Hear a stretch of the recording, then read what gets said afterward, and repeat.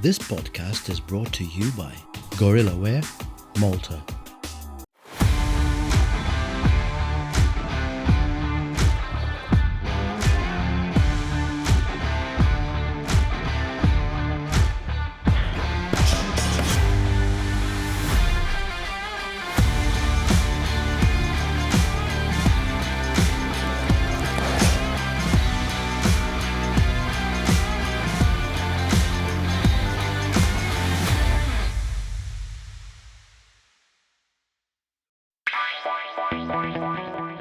All right. Well, here we are for another Wellness Warrior podcast.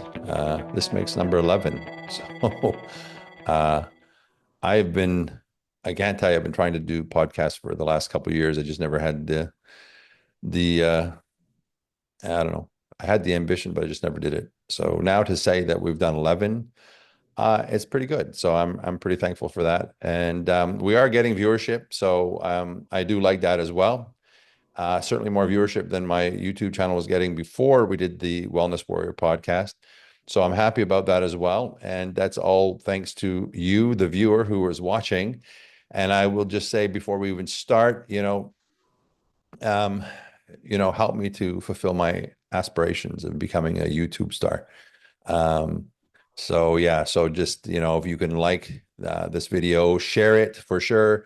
And subscribe to the channel. That would be really helpful for me, for, the message that we're trying to get out, and the things that we're trying to share. And everyone has a voice, and I'm trying to use mine. And that's what this is all about. So today is the 11th Wellness Warrior podcast. So I'm pretty thankful for that. Today, obviously, as my co-host is Raphael. So way to go. Here you are back again. How are you? Okay, not bad, thanks. Yeah. How's your, how's it been since, I've had a few podcasts without you around. So you feeling, are you feeling neglected? No, not at all. I always end up seeing your podcasts anyway because I have to put them together. Yeah, of course. Yeah. I like them, the last one we did with Ocean, that was awesome. Ocean in Thailand. I hope these start to get some traction because there's some really cool things being said, and it's like, gems of information that until people discover us. And it's free. Huh? And it's free as well. Yeah, absolutely.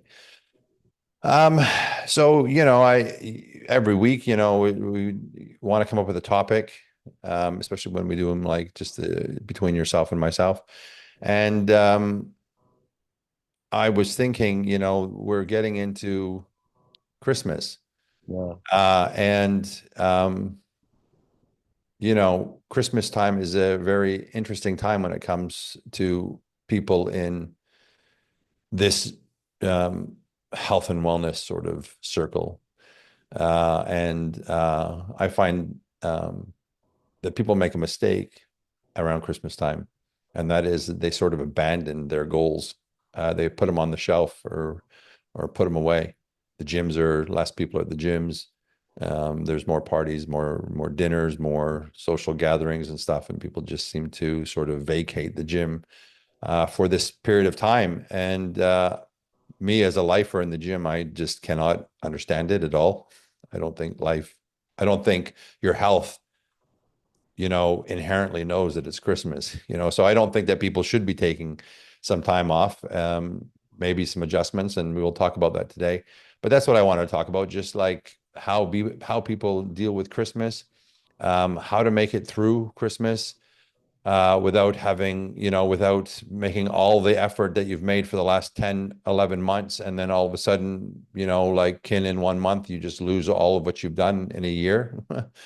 It's a good question. And we'll discuss that. So, I guess even, for you, like, I don't know that you spend 24 hours a day in the gym every day.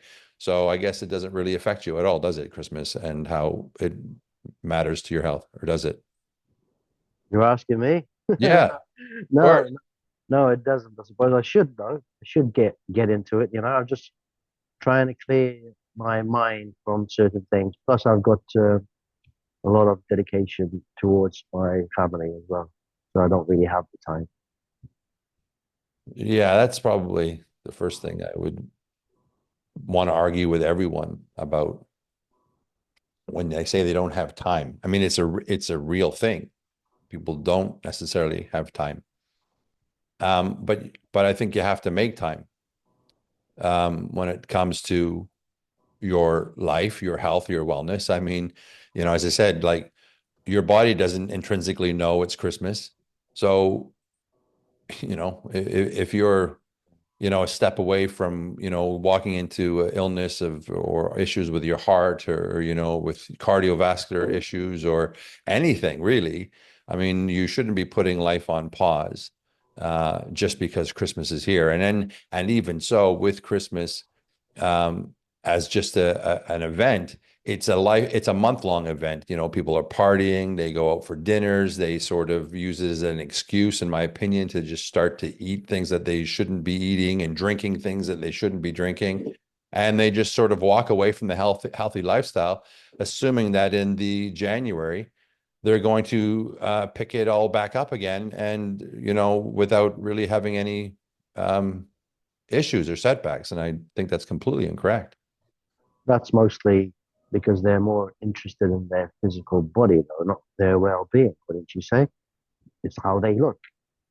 So because when you exercise, when you go to the gym, because to feel better inside yourself, not just physically, you wouldn't step away a month from doing that, would you? Well, I wouldn't. For me, it's not the case. I don't look at Christmas or Easter or, I mean, I would get frustrated, personally speaking, that there are all these feasts and events that would shut a gym down. So like when it's Christmas and stuff, they shut down on a certain day, or they only open till 1 o'clock. And it's like, I myself would be frustrated. Like, how can you do such a thing? Like, I need to go to the gym. I need to go train. I when I'm in the thick of it, um, I have, there's no excuses for me not to go to the gym. Maintaining health and vitality is something that needs to be done on a daily basis. Not even just, not to just keep the routine going, because it should be inherent in you anyway. If you're a healthy, well, I mean, look at you and look at me. I live in the gym. So for me not to go, I feel like there's something wrong. I Yeah. feel like I'm not doing something, I'm missing something today. Where I think, and you can say it more, but I think for you, you wouldn't have that feeling at all. It's not like you're going to wake up and say, Well, oh, you well, for me, it requires more discipline because I have to do it at home. Basically. I mean, I've got equipment at home, so I just need to, like, get to grips with it and make it a regimen, basically. Wake up every morning, do some exercise, then get back onto washing clothes. yeah, right. Well, that's exercise too, not things that I do, but yeah, but the way I see it, like it just has to be done. I would know I'm not going to the gym. I would feel it. I would have a bad day. I used to, like at home in Canada, I used to feel, like we have this, how do you say it? People that work every day, people that are working, they're, in society, they're hard workers, they live this life, there's a lifestyle that goes with it. And then there are people that don't work and they live off the system. So, they're on social services or whatever. So they don't have a job at all. They just get money free from the government and they just kick back and do whatever they feel like doing. So they don't really have any responsibilities at all because the government is paying them to live. And when I didn't go to the gym at home, I used to just equate it by saying, "Oh my God, today I just feel like I'm like a welfare bum." Mm, It's not very good, but yeah, it's how I felt. Like I was robbing somebody. I was doing nothing. I was just sitting around wasting my time, and that doesn't go over well with me. And I don't like that feeling. So because you see it as betraying yourself as well. Don't you? that's, yeah. I mean, I feel exactly that. Like I'm I mean, it's not what it does physically because you can take a day off or take a couple days off. You can take a week off, and sometimes taking a week off in the gym is actually better for you because you get rested and your body recovers better, and and then you can come back to the gym even stronger.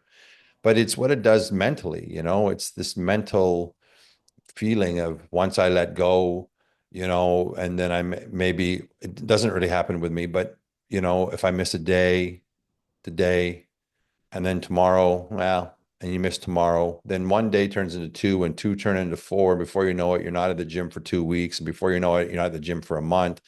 And then some people will come back to you later and say, "I haven't gone to the gym for 6 months," and they've lost control. And so I don't even entertain that idea, And I after the accident, after the heart issue, um, I was sitting on the couch feeling completely wasted and frustrated and angry because I couldn't go to the gym. And it was like maybe like it's an addiction, really. It's like a healthy addiction, but it's like I was feeling angry that I couldn't expend this energy and go to the gym and do what I love doing. There's just so many things that are so cathartic about training, It just helps you clear your mind. It helps you to blow off steam. If you're frustrated, you can take that out in the weights. You're accomplishing something, you're working towards something, and all of those things, which are, a lot of mental aspects and physical aspects, of course, but also you're just taking care of your inner self, your health, your energy, your vitality, your all the things that make a human being healthy and well. All, in my opinion, happen pretty much within the gym, and obviously with the way you eat and stuff. Mhm. If I don't go, it was driving me insane. So when I finally was able to just, I couldn't go, not because I couldn't go because my chest was wired shut, and I can't even cough. But it's the moment that I could get up without pain, be able to move.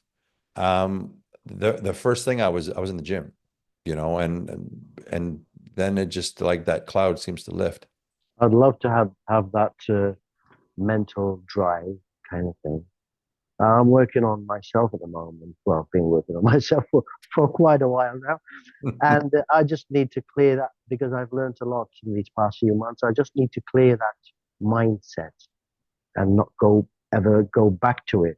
And I think that would be a great time for me to really start working physically, the gym, whatever. It's just putting up boundaries kind of thing.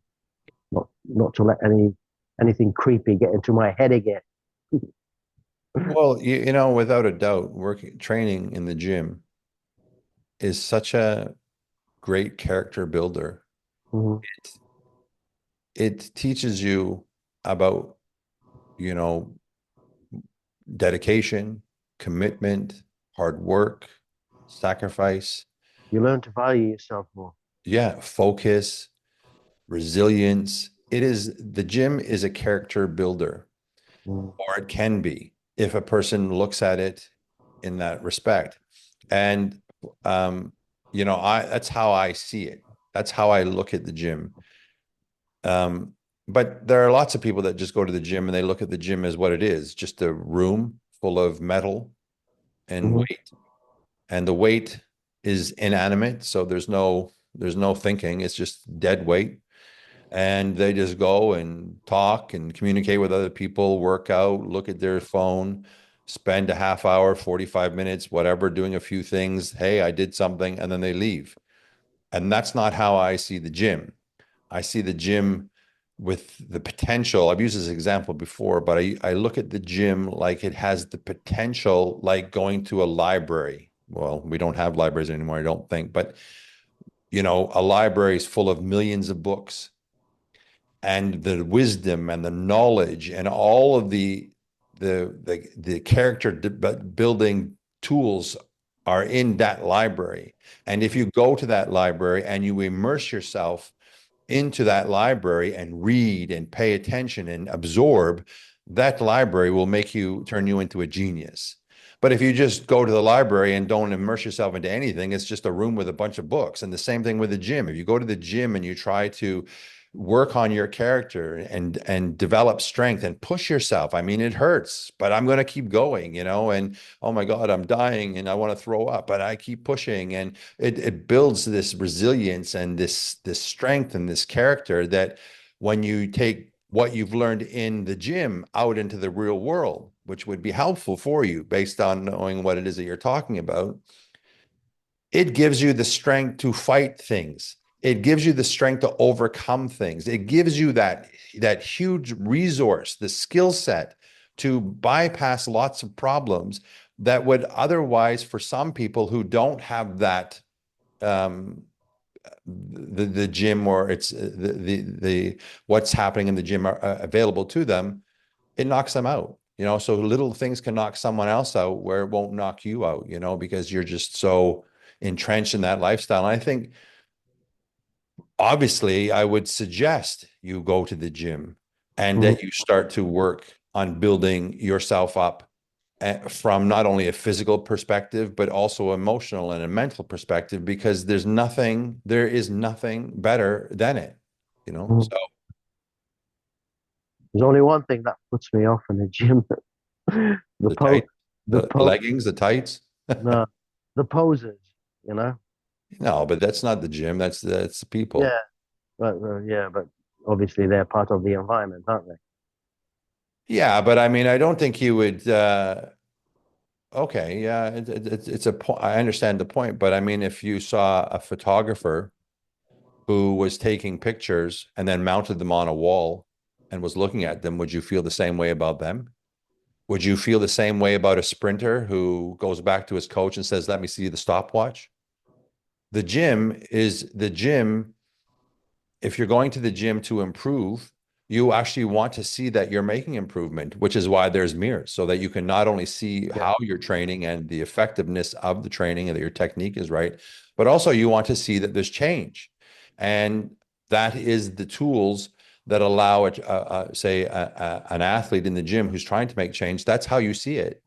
mm, There's nothing wrong with it. I mean, I know I, I mean, I've been to the gym obviously enough times to see lots of people posing that you sort of smirk at, but then I have to remember, like when I was 13, 14, I used to sit there and flex my arms and go, "Oh, this is look good." And they were about this big. So you have to, I mean, everyone starts somewhere. So I don't see that as being really a problem. I think it's good. And I think it also shares or says about that person that they're invested in themselves. So, I mean, it doesn't mean you have to go to the gym and pose, but I'll guarantee you this. If you start going to the gym, you may not do it at home.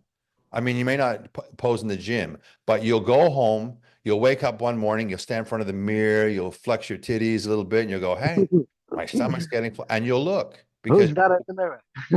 what? Who's that in the mirror? Yeah, but I mean, then you say, I'm changing. You'll want to see that.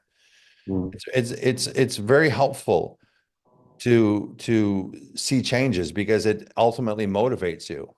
I mean, otherwise, why would a person go to the gym? Okay, you go to the gym, you eat right, and you take care of yourself because you say, this is going to make my life better. But that's like telling someone, take these vitamins every day, and they'll make you feel better. And people don't notice it. It's not like this significant change. You're just taking pills every day, vitamins every day, and you say, well, I don't know if I'm any better. Am I any better? I can't really tell if I'm better because you can't necessarily tell, but it's something that it does to you. It's if you don't have any issues, then maybe it's helping you. You understand? Like, you Yeah, know, you don't have so going to the gym, um, even if you don't see a lot of change per se, it's helping you because as I said, you're unwinding, you're taking out your stress, you may have frustration and you have to push this weight off of you and grunt and groan and push. And that alone just takes a lot of that pent up energy that you might have that if it's not being expelled anywhere, then you're sitting there with your woman and ripping into her and yelling at her for no reason just because you're frustrated, So I mean, you know, I can think of a lot of people that should go to the gym. no, but it's true, and it's true, like even. Like with kids, like get them into karate class or jujitsu or something like that, and uh, funnel Instead that of, energy into something. I, yeah, I was playing sports at 5 years old, and I grew up in a very tumultuous environment where there was lots of stress and anxiety, and life was abusive all around me. And I mean, I lived in a home where he was an alcoholic, and he used to beat his wife like every week for sure, and every weekend for sure. And during the week, he'd be screaming at her almost every night because he'd be drunk every night. So, mm, like, this is not a good environment, and my safe haven while listening to all this all the time in a state of like shock because you're growing up with it was I couldn't wait to go. Soccer practice was, Tuesday night and Thursday night, and Saturday was a game. Football, which is different than soccer at home, but football was, this night, baseball was this. And so all year long, all the way around the seasons, I was playing all different sports so that I could get out of the house and use that energy that I had from the turmoil that I was living in. And so if I grew up and I had no outlet for that, I think I would have grown up to be a very, very angry person who may have turned into a drug user, an alcoholic, a wife beater, a violent person, yeah. kill someone. So I mean, from my perspective, I see the power of doing anything, whether sports or any kind of activity that allows you to take out that energy and put it somewhere else. Well, imagine nowadays how kids are going to suffer in the future when they're adults or like because to shut them up, they just give them a phone or an iPad, play games on it or Xbox, So But that I don't think they have to, I don't think we have to wait till they grow up to see that. I think we're mm, seeing it now. I mean, you kids are yeah, so wrapped up in what you're saying. because you take that when you see them that they're becoming addicted to what they're playing, what they're doing, you take it away from them. It's total rage. Yeah. Exactly. And they don't, and yeah, I mean, that's a whole other topic. They don't know they don't even, nowadays you look at kids and they don't know how to spell, because everything's spell checked. They don't even know how to read a time unless it's digital, yeah, there's a problem. Yeah. And it's not just the kids, it's even the parents, because like, at least when I was a kid, uh, I would go outside and play with the neighborhood kids, and Yeah, we'd go to the park, which was like 2 blocks away. Well, no one followed us there. Like no parents were there. We're playing in the park, playing baseball or doing whatever. And, we'd be out for hours upon hours with no eyes on us.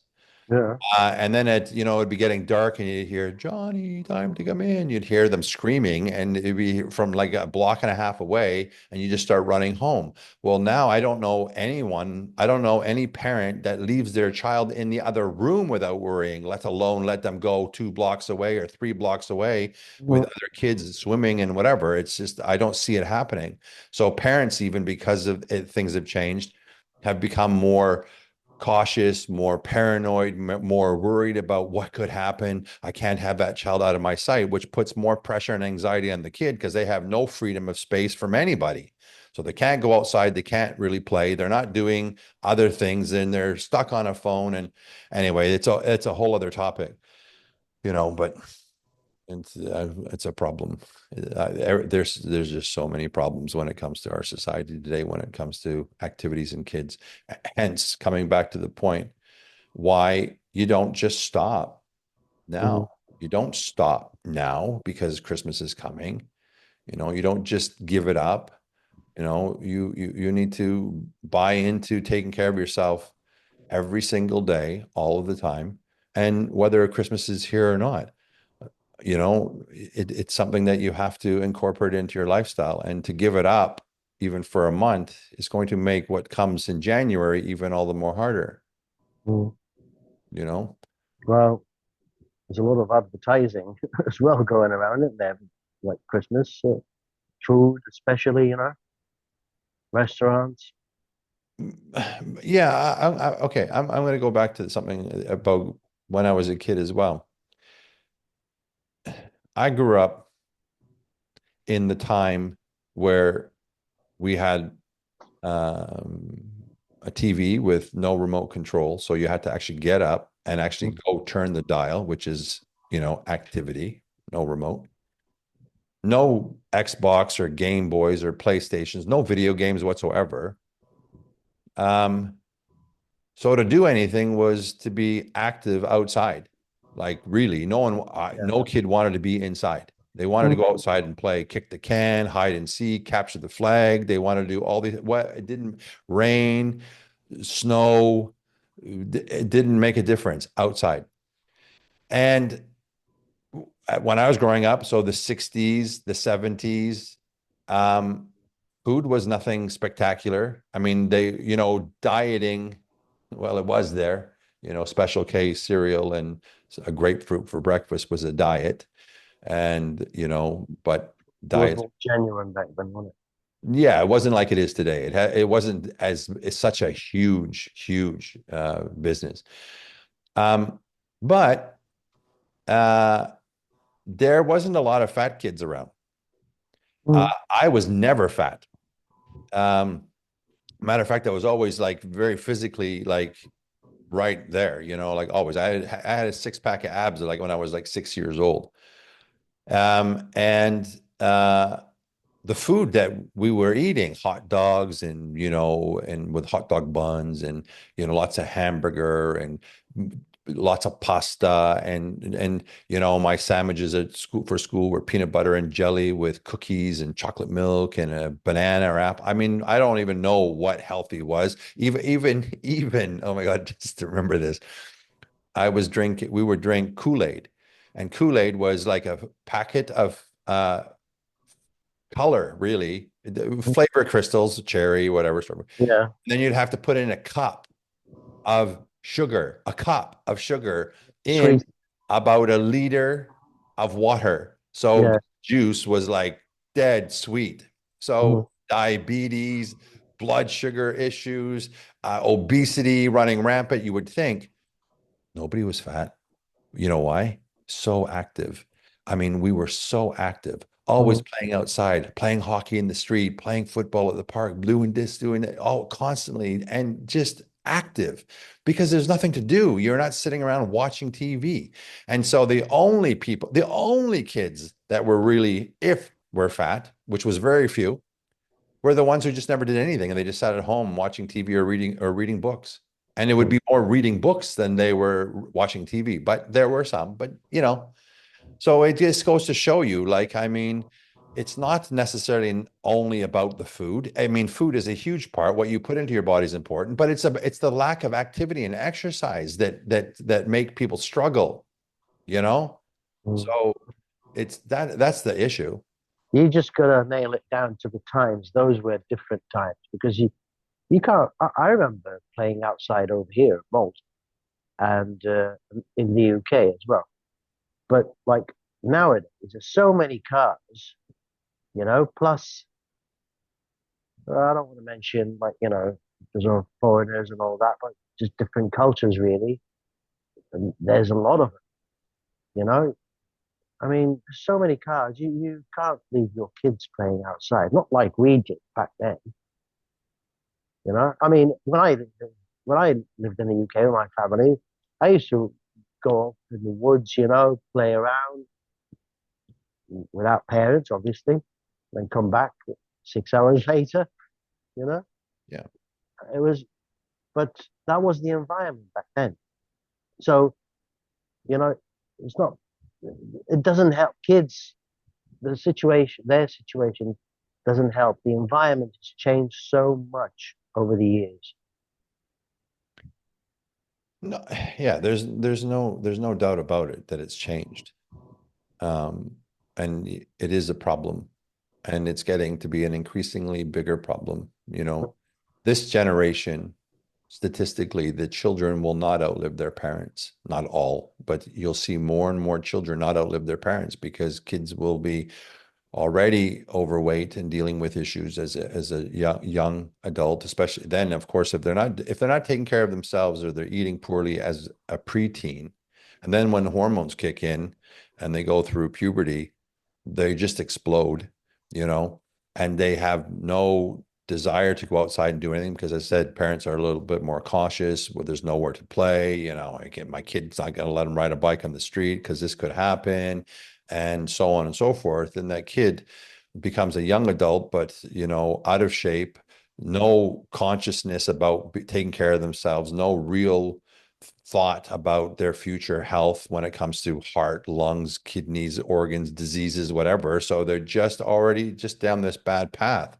And so if you are raised in that sort of environment, by the time you're 35 or 40, you're going to see, and you already are seeing, more younger people dealing with issues of cancer and heart disease and problems that we just wouldn't even had, or even thought of in my time, and yeah. But imagine how worse it's going to be seeing them as tomorrow's parents, their kids, basically. Well, like, I mean, this is the responsibility of the parents to encourage. So if they can't go outside, for example, and play in the streets, they can go to the park. They can join clubs. As Yeah. I said, there's karate, there's jujitsu, there's Muay Thai. A friend of mine just is opening up a kickboxing and Muay Thai club. I mean, kids can go there. There are plenty of things that people still can do. They just, and it should be a rule for children. Like when I was growing up as well in school, we used to have it was called participation. And so all schools had to do twice a year fit tests on children. So you would, have to do a certain amount of sit-ups in a minute, a certain amount of push-ups in a minute. You'd have to do all these different things. We'd have PE like once a week, which was, fully entrenched in activity. We would have, for classes, we'd be outside. We'd get it like a free class. We'd go outside and play like soccer, baseball, or something like this. So it was just all fitness driven as well as learning education, and we would have to be tested, and if we tested poorly, it reflected poorly on the school and reflected poorly on yourself. So I mean, that's how it was. And so just being fit, like I don't even know what it's like to not be fit. I don't, and that's what I'm saying. Like, I don't know what it's like not to be fit. It's just part of who I am as an individual, as a human. you know, Aside from this last year, because of all the trauma that I've gone through, first of all, I still think because I've always been so fit, I have made it through. Like, I was told after the leg surgery, after I got hit by the Yeah. car, that I'd probably never walk again with any kind of, like, my leg would never be the same again. Well, I have full range of motion in my knee. Walking, there's still some issues, but I think it's because I have the bolts and stuff in there. But I attribute that recovery and the recovery from the open heart surgery and going back, I attribute that and the fact that people still say, well, when they hear that I'm 58, they say, what, 58? So they're still amazed, so to speak. And I attribute that completely to the lifestyle that I grew up in. Not that the parents were like, pushing me to be that way. It was just me. That's just how it was. It was just how it was. We just went out and played. You go to the next door neighbor's house and knock on the door and, hey, can Brian come out and play? It was like, that's it. And so that history, that structure that I lived by has stayed in me to this very, very day. So now that it's the time of year where people should just calm down, let's say, and relax, why do you have to stop and relax now? You are not doing anything all year long anyway. Well, you need to, you're not active anyway. So you need to take Christmas and take time off. it to me, it doesn't even make any sense. People nowadays more than ever should be present and aware that their quality of life is probably slipping away from them, whether they realize it or they don't. And they don't want to be caught with their pants down and something hits them unexpected, and they are now flat on their back, staring at a ceiling with tubes in their bodies at Christmas. You know? So it's lack of education, isn't it? I think the government should play a big role for society from that point of view. Because they talk about well-being. Well-being, you know, that's where well-being starts by looking after yourself, helping people recognize that they need to look after themselves. So, yeah.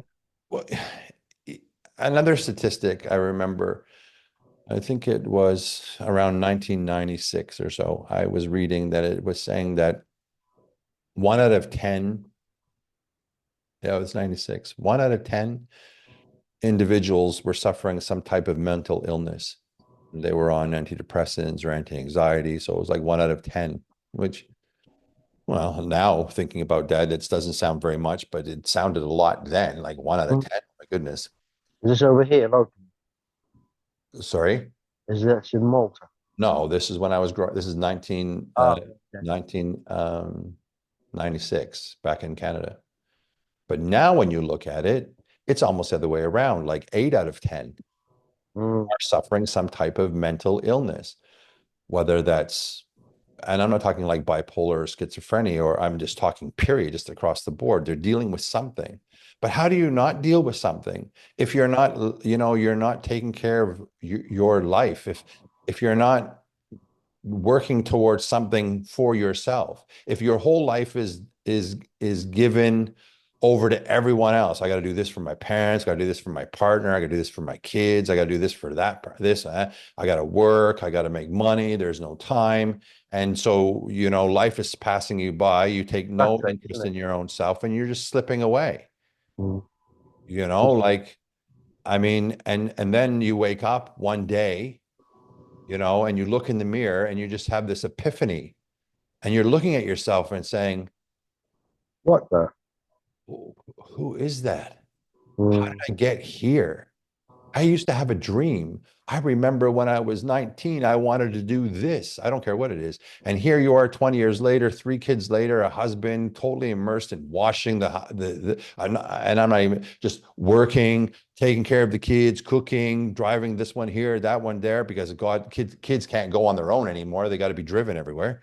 Um, and you wake up and you don't know who you are. And then that in itself, because you've kind of got lost in yourself, you've sort of given up your life for all of this other stuff.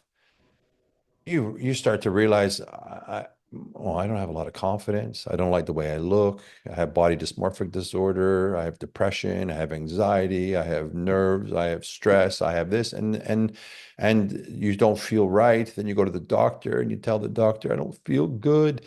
Something doesn't feel right in me. I don't have any motivation. I have no energy. And maybe the doctor says, well, sounds like you're depressed. Here, we'll give you some pills. Like, what fixes that? Get on a good eating plan, go to the gym, train, have a goal in your head, work towards it, something for yourself, all about you. And I promise you, the numbers of people that are dealing with mental issues will go down. There's a lot of things that are wrong with society, though, that drives people to that point. It's like, for example, like families before, when they sat down to have their meal, they used to say a little prayer before. Now everybody's looking at their mobile phone. It's not, it's become so materialistic, you know. People want the new iPhone, you know. Your kid want the new iPhone, so you buy them. You're just getting them addicted to more materialistic ways of living. So again, it ruins your well-being, the way you look at life, you know? Yeah, I mean, it's it's just a problem that builds on top of a problem and starts to mushroom out of control. And I think maybe a lot of people now are just so frustrated, you know. It's a vicious circle. That's why. Yeah, but I mean, this the circle can. Consumerism. It's just this is this is what the powers that be wanted to have with society. They wanted you can't afford a holiday, we'll give you a loan. That's the bank. You can't afford a brand new spanking car, we'll give you a loan. Buy the car, high purchase or whatever. So then 20 years later, we've got this mess in society. Yeah, Everybody gets trapped yeah. Oh, I see into that. that. Yeah. Keeping up with the Joneses, you know, you always have to have what everyone else has at the expense of your serenity and your time. People don't have time, but because they're leveraged so far that they've got to, you know, they're enslaved. That's a great Yeah, word. Enslaved, exactly. enslaved to all the garbage that's out there. You know, I put a post up the other day that said the United States, Big Pharma made 1.3 trillion. Is it 1.3 trillion or billion? Might be 1.3 billion. Yeah, Mm, 1.3 billion dollars in profit last year. Uh, and then I wrote about that saying, yeah, 1.3 billion in profits and zero money spent on educating people on how to not use their services and how to not use their products. So instead of educating people on what to do, instead of encouraging people to go to be healthy, instead of encouraging creating safe spaces for kids to go and be active, instead of going into the school system and saying it's mandatory that these kids have more time and activity. They need to learn these things. These kids inevitably will have to grow up and take care of their parents. You know, these things have to happen. But big pharma is not providing education because they don't want to provide education because no business is going to provide an alternate source so that they make less money. They want to make more money. So by not providing information, by not providing education, it's enabling us, the person who has an idea of what they want to accomplish, because there is so much pressure out there, because we're seeing this other stuff being floated by the image, the lips, the face, the body, all that kind of stuff. That costs money as well, but it's not always that healthy to do these things either, which causes more problems. So big pharma makes lots of money. The the They, the the they person won't that tell you. gets hurt is the people who are buying into that bullshit. Yeah, they won't tell you how many people they saved though, and Well, they how never many listen. people that. This is what I find hilarious. When you look at statistically, you know, when you look at things statistically, for example, let's go with a law of average. Let's just say 1 out of 100. So 1 out of 100, this will really work for, you know, but that doesn't talk about the 99 that fail from it. So they don't ever pump up the one, they never pump up the 99 out of 100 that don't succeed. They pump up 1 out of 100. So if you have 1,000, you have 10. If you have 100,000, you have, okay. So now when you have 10,000 success stories and you write a book about this, whether Mm, it's anything, intermittent fasting, whether it's reverse diet, whether I don't care what it is, mm, whatever that is being pushed, they're only going to talk about the positives. So the positives, if it's 1 out of 100, and as I said, if you have 1,000 people swearing by it, those 1,000 people carry enough weight with their words saying it exactly. works that others will do it without ever realizing that 1 out of 100 it worked for, 99 out of 100 failed from it. So Mm, now when you look at the big picture, you have many more people failing and having problems, and the consequences of those problems are big time. So more medication, more antidepressants, more, you know, a desperation, more everything, more problems all across the board in every aspect. sure. Yeah, it keeps the wheel spinning, doesn't it? Of course, They but could they and create more illness, therefore they have to create more vaccines for the illness. whatever it is, you know, like whatever they're trying to, you know, sell, whatever, you know, I mean, I can simplify it and maybe I'm oversimplifying it, but you know, if you have a horse, you probably have a few different diet ideas. for the horse? Grain, Yeah. grass, Hmm. grain or grass, Yeah.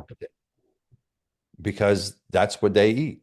Certain animals have certain dietary. A lion eats meat. Don't care if it's coming from a hyena or if it's coming from a gazelle. It doesn't really make a difference. They eat meat. But human beings, you know how many diets are on the market? You know how many diets that they're pushing people to follow this intermittent fasting, reverse diet, Pritikin diet, zone diet. Uh, um, uh, there's too many, right? Like there's just the ketosis diet, the Atkins diet, the zone, like the Mediterranean diet. Just keep going. There's not 10, there's not 20, there's over 100. There's way over. There's just thousands. And it keeps people jumping all the time. Oh, the next one, the next thing, the next thing. It's just a cell. It's just a cell. That's all it is. Like you Yeah. said with the phone. The aim is to make money. Just that.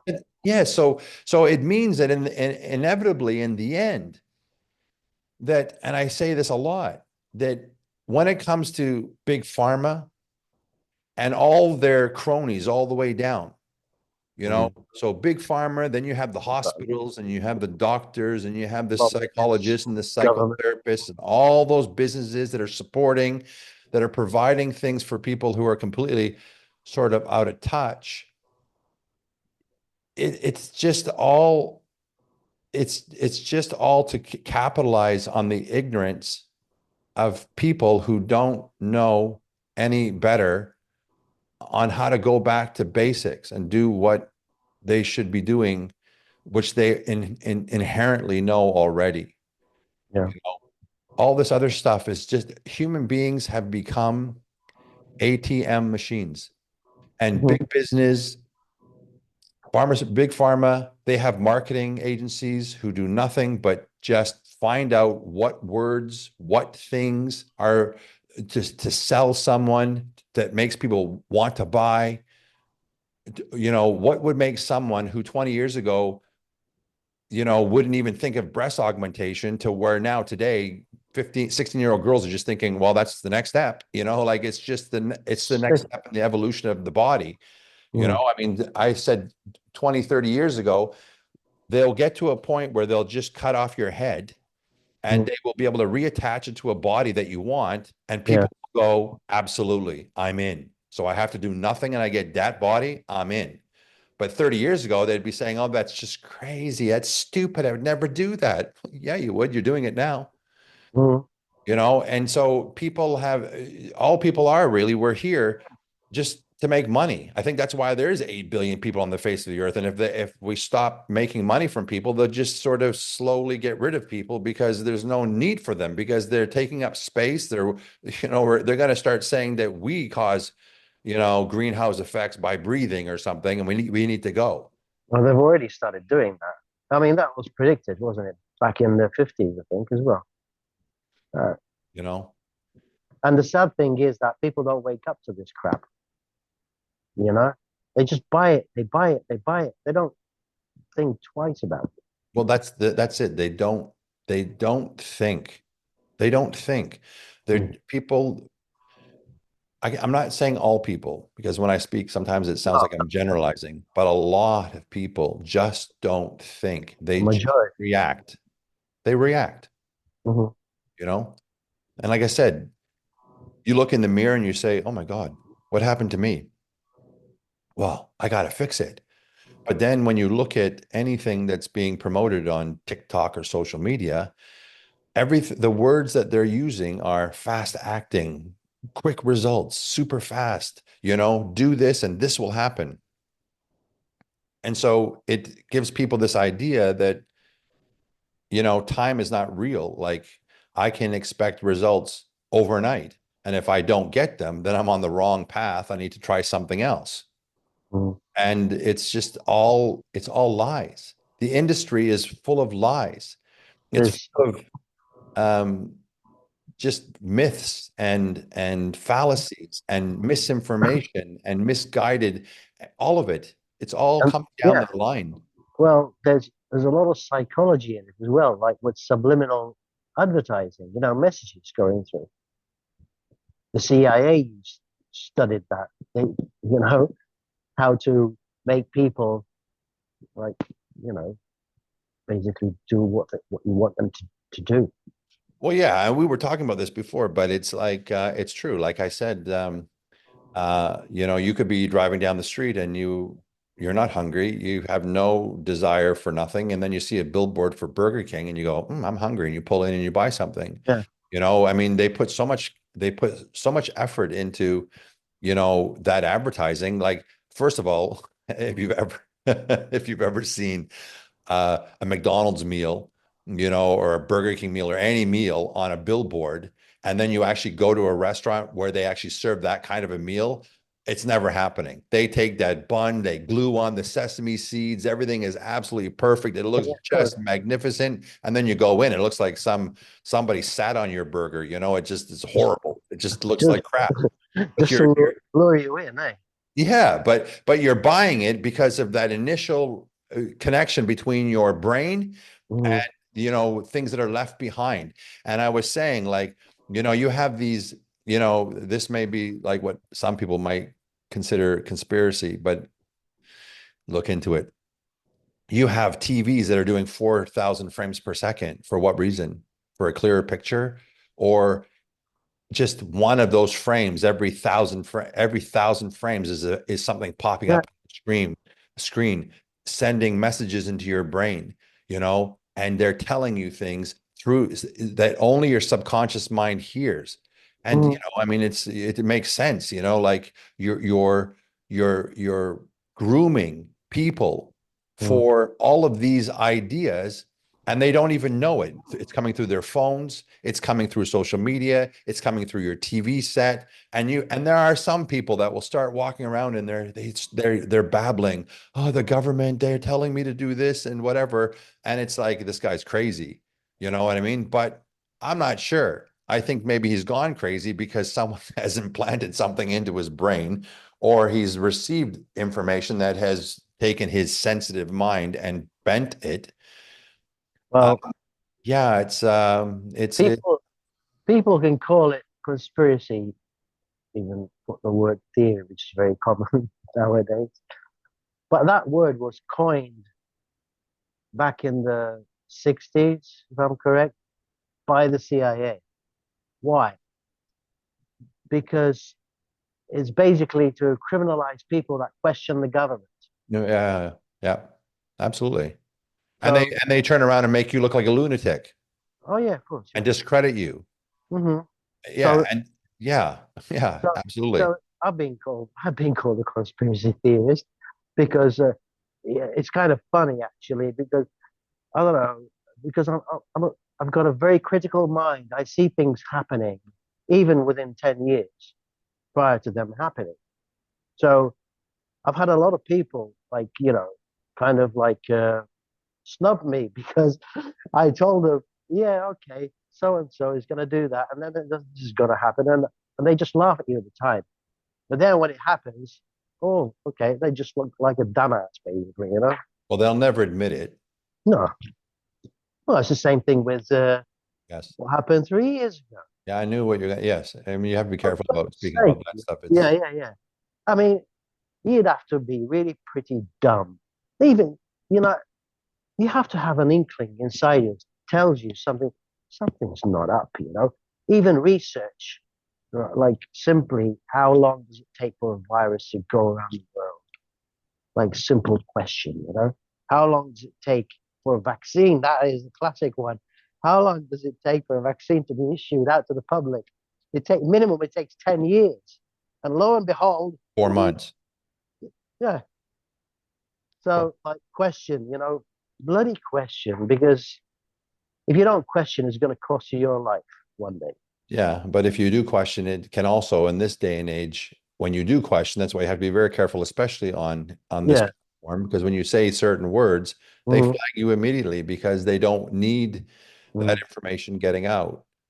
I mean, listen, it's a very dark, deep rabbit hole. mm, I can appreciate what you're saying about thinking and observing, and because I've always been like that. Mm. Even when I was very young, I was saying things to people that were going, no, and I'm going, yeah. And you don't want to and to that point, whatever I was saying had come true. But then you Mm. would see that, like, for example, back in the 80s, I remember seeing a movie called The Lawnmower Man. And it was about, and there was a book called The Flowers for Algernon, which is what the movie was made off of. And it was basically they took a guy who had an IQ of 60. He was a moron. That's the Mm. clinical term. He had an IQ of 60. They basically attached him to computer leads into his brain, and they fed his brain information nonstop. So it wasn't voluntary. It was like it was just being pumped into his brain. And this guy went from being a moron to a genius. And uh, and then in the very end, because he was so intelligent and a genius with everything, his brain just had opened up all these doors and just went like that, that they ultimately had to do away with him because he became a liability. And so you That's see that and you say, yeah. is this just fiction, or is this foreshadowing?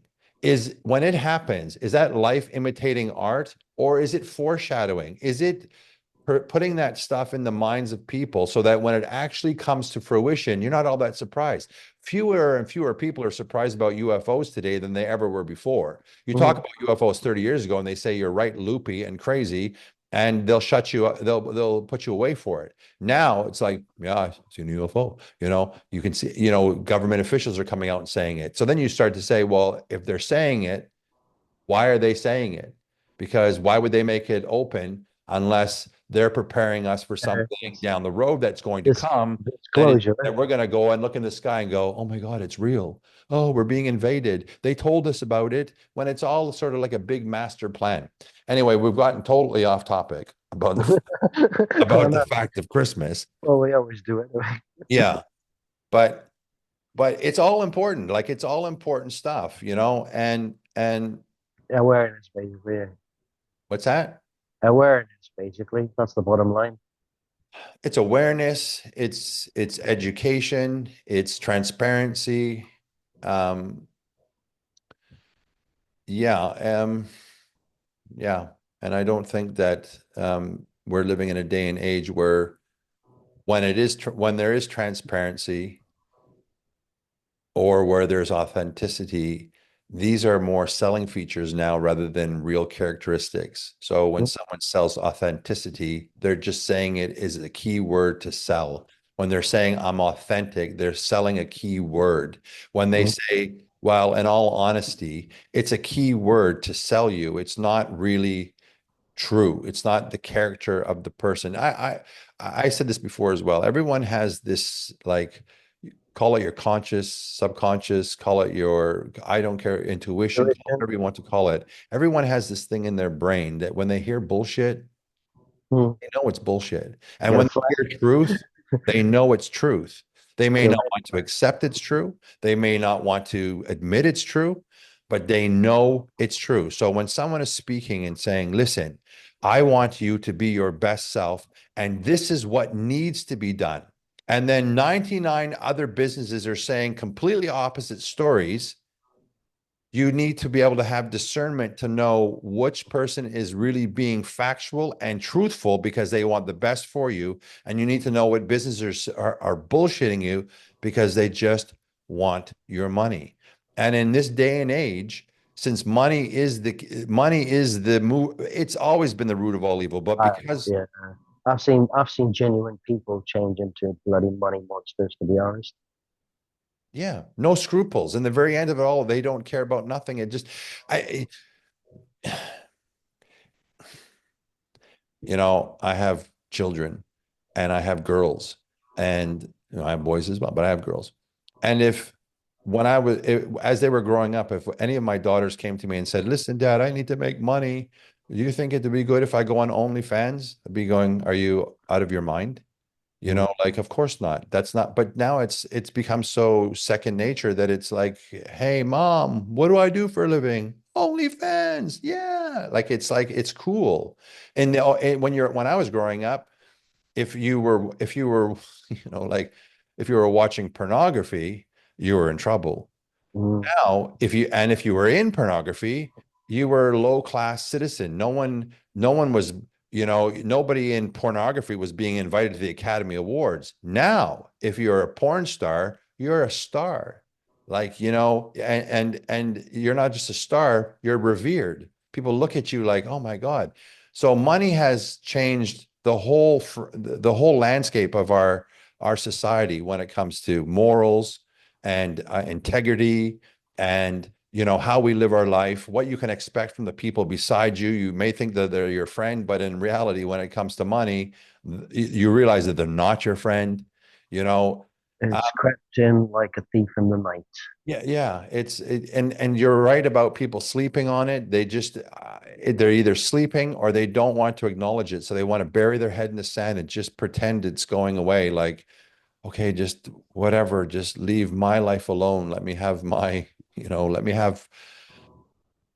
let me believe what I want to believe. I want to live in a fantasy world. Let me just believe it, and so on and so forth. So yeah, it's pretty crazy. Um, so yeah, for all of those reasons, Christmas is coming.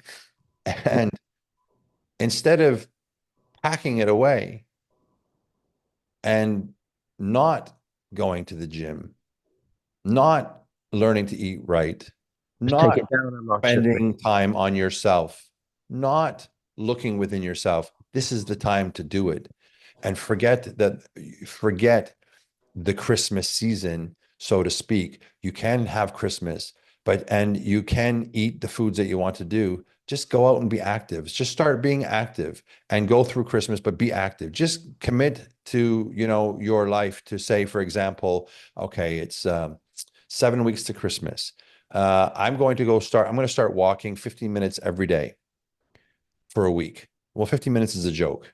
7.5 minutes out and turn around and come back 7.5 minutes. And then next week do 20 and then do 25 and then do 30. And by the time Christmas comes, you'll be doing an hour of walking per day. You will have more time away from your phone, more time in nature, more time to think and use your creative mind. You will feel better about yourself because you are now active and you're actively doing something to better your life. And then you get into that sort of a habit. And then you say to yourself, well, if I'm doing so well, should I just go out really and just destroy it all by eating all the garbage food that there possibly is? Or, would I want to sort of like, just kind of create some sort of balance? And if you are going to have something that you shouldn't eat, let's say, for example, then maybe do a little extra walk, do a second walk, or pay for it by doing some activity. Um, because then it'll be New Year's. And then, of course, everyone does their New Year's resolutions. And of course, that's the busiest time for any gym. So for the first 4 weeks, you have everyone going to the gym wearing their brand new shoes they got for Christmas and their brand new leggings and tights and clothes and makeup and hair. And hey, I'm gained some weight, but I got all these nice clothes. So I'm going to go to the gym and I need to get this weight off. So I'm going to start doing an hour of cardio in the very first day, without any lead up to it. And within the first 4 weeks, everyone is burnt out and your membership rate has dropped by 50% because those people came in gung ho and they exhausted themselves in the first 4 weeks and they don't come back again until next year. So, I mean, being being a person who understands the benefits of training and exercising and eating well and what it does to me, making me grounded and feeling good about myself, and that I'm working towards a goal and that I'm saving my life in the future. And God forbid something does happen to me, at least I'm in I've, because I'm living this kind of a lifestyle, I put myself in a position of strength rather than doing nothing at all and having myself being in a position of weakness. And I can say that to you because you say it, you're saying yourself, I should do something. If you're yeah. doing nothing and you're stressing out and life is difficult and you're dealing with circumstances at home that make life harder for you, that elevate your stress levels, elevate your blood pressure and all these types of things, then in reality, by eating ill, by not being consistent, by not having a structure, by not doing anything for your health, you will literally be in a position of weakness right now. And in a position of weakness, if I'm a guy who's strong and I come to you and you're in a position of weakness and I push you, you're going to fall over. It's like why you wouldn't go near a 100-year-old guy or your nanu who's 80 years old and you're got a cold. You say, I can't go near him because if he catches this cold, it could be the end of him because he's in a position of weakness. And when people are weak and they get pushed, they break. So it's important that you understand that, that you need to start thinking about your health and your wellness and your life and the life that's coming down the road. And for whatever, to have a good life down the road, you need to do the work for it today. It's never too late, but you need Mm. to do it now. It's all good. Yeah, I'm preaching to you now, Yeah, it's all good. you I'm know. gonna I'm gonna start watching Lou Ferrigno movies. You're going to start or stop. Start. Well, Lou Ferrigno movies, I'd be watching Arnold movies more. Okay. Arnold did a movie in 1975 called Pumping Iron. I got I No, got no, wait. Yeah, it was a 75 Olympia. Yeah. It's called Pumping Iron. And it's got, he's the main guy. And Lou Ferrigno is the protagonist. It was sort of like a fight between the two giants who would be Mr. Olympia in 1975. It's such a cult classic movie for bodybuilders because it really is what made bodybuilding go on the open, like it opened it up to mainstream. And I used to watch it. Like when I was younger and I was like just so entrenched in competing and whatever. And I lived my life, I had my clients that I would see, but I'd always make sure that I have my free time. I wouldn't have a client before a certain time so I could wake up when I wanted to wake up. Then I would, eat. Then I would train when I like 11 o'clock in the morning and I'd have clients later. And I used to wake up, make breakfast, and sit there and watch Pumping Iron every single morning before I went to the gym. it's a stimulant, isn't it? Well, whatever motivates you, like whatever motivates you. And that's the most important thing as well, is finding something to motivate you, Yeah. to to help your imagination. Like you said one time, I remember you said you had a poster and you used to look at that poster to Yeah. give you motivation. Yeah. So people just need to look for that motivation. Yeah, absolutely. Like, yeah, many people ask me, or they'll tell me, I'm not motivated. How do I get that? Well, well, I can't necessarily provide you motivation. I can talk about what I've done and how it makes me feel. I can tell you, oh my God, I trained for a show, 6 months of dieting and this and that. Then I went up and I won it. And, here you go. I get the trophy and whatever. And it was such an exciting feeling. And that will motivate someone in that moment. It's like watching a movie. It motivates you, but that's not going to carry someone tomorrow, the next day, the next day. I can't go to someone's house and tell them a story every single day to motivate them. That No, people have to be motivated by their own terms. You have yeah, to look at your life. Like I said, you look in the mirror and you say, "Oh my God, who am I? What's happened to me?" Well, get motivated and go back to the way you used to be. Recapture the dream that you had when you were young.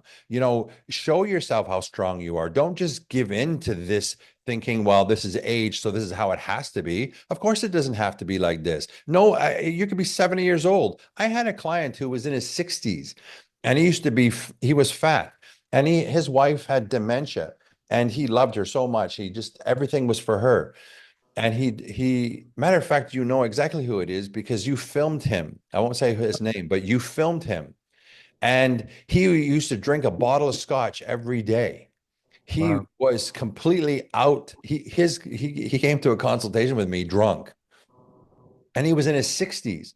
And it's because he put so much time into his wife, the love of his life. She can't even remember who he is. It was just affecting him mentally. And You succumb to so life stresses, eh? yeah, so he was like completely he was smoking a pack of cigarettes a day and drinking a bottle of scotch per day. Mm. And he said to me, "Do you think I can change?" He said, "I'm 64 or whatever." I said, "Of course you can. It's not, of course you can. It's never too late. Never too late. And it's not you may not turn back the time on all the damage you've done, but you certainly don't have to turn the times forward and expedite the damage that's coming. You can stop it and slow it down. And that's exactly what he did. And I think he lost like 36 kilos. He stopped drinking. He said to me, I remember he asked me this. He said, "Do I have to stop drinking?" That was the thing. Do I have to stop drinking? Do I have to stop smoking? I said, "I'll tell you what. Um, what I want you to do is I just want you to follow what I lay out for you. Okay. And I want you to think of cigarettes like in this fashion. If you smoke a pack a day, I don't know if it's 20 or whatever, then smoke 20 today. And tomorrow, while you start for the first week, smoke 19 only. And then the next week, smoke 18, and then 17 and 16, Bring and it down there. systematically knock it out. And with alcohol, I say, yeah, continue drinking. It's like completely counterintuitive but yeah, keep drinking. Just worry about doing your exercise, what I give you, follow the food, do all that kind of stuff. And in the end, what he said to me is not that day, but later, he said, I realized that I'm doing all this work to make myself healthy, and then I'm going and destroying it with all that other stuff. So I just gave it up. And he quit smoking like that, and he quit drinking like that. And he lost 36 kilos. And I mean, it was just such a amazing turnaround because it goes to show you the power of the mind, and when you want something bad enough, that's what builds motivation. That's what builds confidence. That's what builds self-esteem. He had no idea. He had no idea he could do that, but he Exactly. did it because it became like common sense. So it was empowering. It's interesting. Yeah, it's interesting. But anyway, for people that are, tuning into this, I just would encourage people to we only have one life. And it's, in my opinion, if we only have one life, then it makes more sense that you live your life to your maximum ability, to live it and be your best self.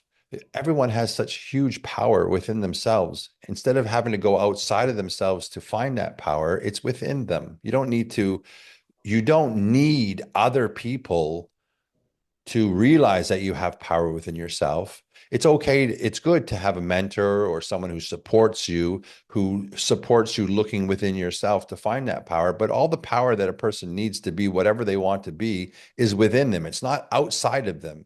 I can't listen, mate, I want you to be the healthiest guy in the world, but I can't feed you. I can't go No. to your house and make you do it. Mm, I can't even convince you that you have that power within you. You have to find it. mm, But, that's ultimately the reality, is that everyone has it. They just need to go within themselves to find it. And then mhm. once they find it, focus on it and make it rise and keep rising and rising, which builds confidence. It builds self-esteem. It builds lifestyle. It changes lives. It changes everything. It's a ripple effect that just creates such huge transformation in all aspects, mentally, physically, spiritually. So, I mean, yeah. So whether it's Christmas or Easter or weddings, birthdays, or this or that, this or that, those are small little time frames, and people can enjoy them fully. But you'll enjoy them better when you have a lifestyle that you have that's is your foundation, that you're living the healthiest version of yourself, and then you enjoy those things rather Mhm. than living an unhealthy life, no responsibility to self, no care about anything, and then you're doubling up the risks by living poorly with food and alcohol, drugs, or whatever the case is. That's sort of my thought. What would your final thoughts be? Oh, just because Christmas comes and, you have to stay responsible to yourself. If you want to go have a drink at a party or whatever, just don't get smashed. Yeah, You have to learn your limitations in life. balance, Yeah, that's balance. it. Yeah, Even when it comes to food, how much can you eat?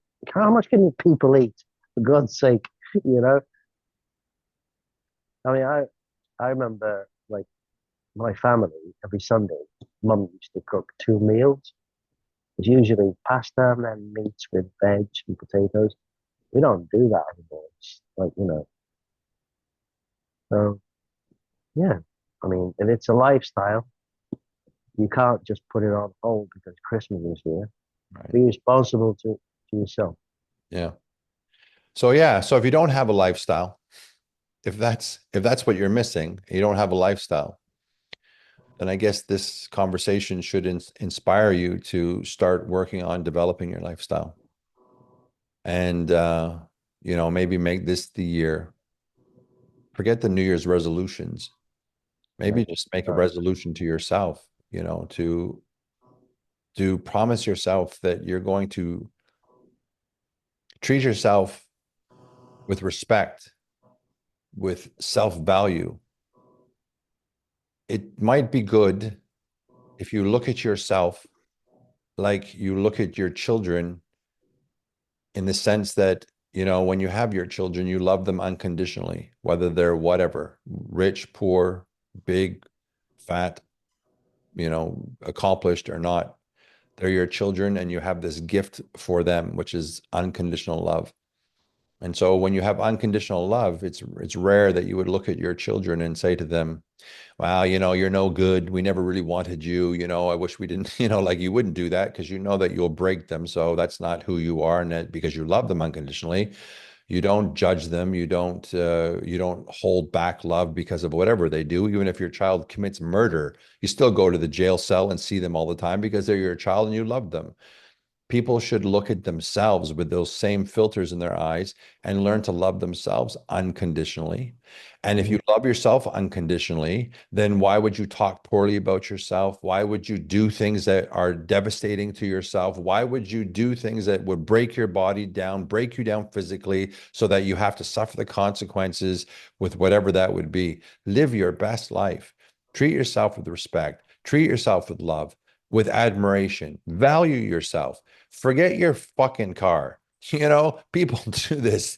You know, they get a car. Oh, I had to work real hard for that car. Don't smoke in my car. Hey, don't leave garbage in my car. They're washing the car every day. Some people don't appreciate the car, but they appreciate their house. They're constantly cleaning, clean this, clean that. Can't have people over looking at my house and it's a mess. The most important house that you live in, or the most important car that you'll ever own, is this one right here. This is what you need to take care of. Fuck your house. Who gives a shit if your house is dirty? This is the house you need to take care of. Take care of what you're living in. This is where you reside. And this one, if you don't do the right thing by this, you don't have it. I mean, we're going to lose it anyway. But, I'd rather lose my life maybe sleeping in my bed one day of old age, and I just go to sleep and have this amazing dream and never wake up, rather than having to suffer in a hospital bed for the last 10 years of my life fighting cancer, which happens to be one of the top four killers of the world: heart disease, stroke, diabetes, and cancer, all associated with not just what's going on around the world, but the simple fact of the crap that we're putting into our bodies, the way we live our life, the stress, the food, the inactivity. Like, maybe I'm preaching, but I mean, you I care about people, and I want people to live their best life. And I see so much ignorance or lack thereof education. Well, let's say if parents have children, I mean, a couple have children and they're still very young, especially, they wouldn't live long enough to see those kids grow up. So You'd hope. I don't have any kids. I don't care. Yeah, but you have yours. But here's the thing: you have your life. I don't know. You're not old. I could enjoy it more without kids anyway. But forget about the kids. Like, there's nothing. I've been on the Eiffel Tower, and I've had someone beside me. And I remember saying to myself, I could be at the Eiffel Tower all by myself, seeing this amazing view. But if you Yeah. don't have someone to share it with, the view is just that little bit less. It's that bit less of importance because you have no one to share it with. So whether you have kids, whether you have a relationship, whether you love in your life, living your life to your best self, to your best ability and to pull out of this amazing life that we live in, this world that we live in, to pull out all the positive stuff, you've got to be able to do that. You've got to be of the right mindset. You have to be healthy. You have to, be motivated. That's what life is about. I mean, it's become um, a marketplace. It's all about work, money, material, and all that crap. But that's not what life is really about. No one, you don't feel good when you look at your bank account and go, okay, you might feel good when you look at your bank account, it's got like 7 zeros, but you feel better when you're out at like looking at Dingley Cliffs and you're sitting there on the bench all by yourself or with your partner and you don't have to speak. You're just looking out and you feel the breeze and you look at the sunset and you can smell the sea air and you say, ah, this is a good moment. Like that's life.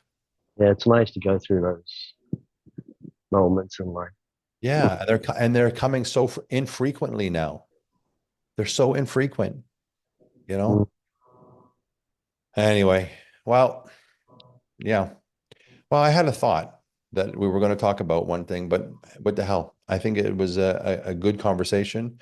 If it inspires people to think a little bit more seriously, not just about Christmas or about food or about nutrition, just about life in general, and maybe maximizing their life and making, it the best that they can for themselves. Hopefully this will have done that. So on that note, I guess we'll shut this down and we'll convene next week. So for anyone who is watching this and who feels that this conversation inspired you to some degree, by all means, like as I said in the beginning, and subscribe. It gives us motivation to have these conversations and to share things with you. And in reality, you don't have to take the whole hour conversation and say, well, the whole thing was great, as long as there's some pearls in here that you can take away that will, be useful for you to, try to find your way in this hectic world that we're living in. So, but anyway, yeah, we thank you for being a part of our show today. Like and subscribe, share, tell the world about us. And we hope to see you when we return next time. So everyone, for myself and Raphael, have a good one. Okay. Peace.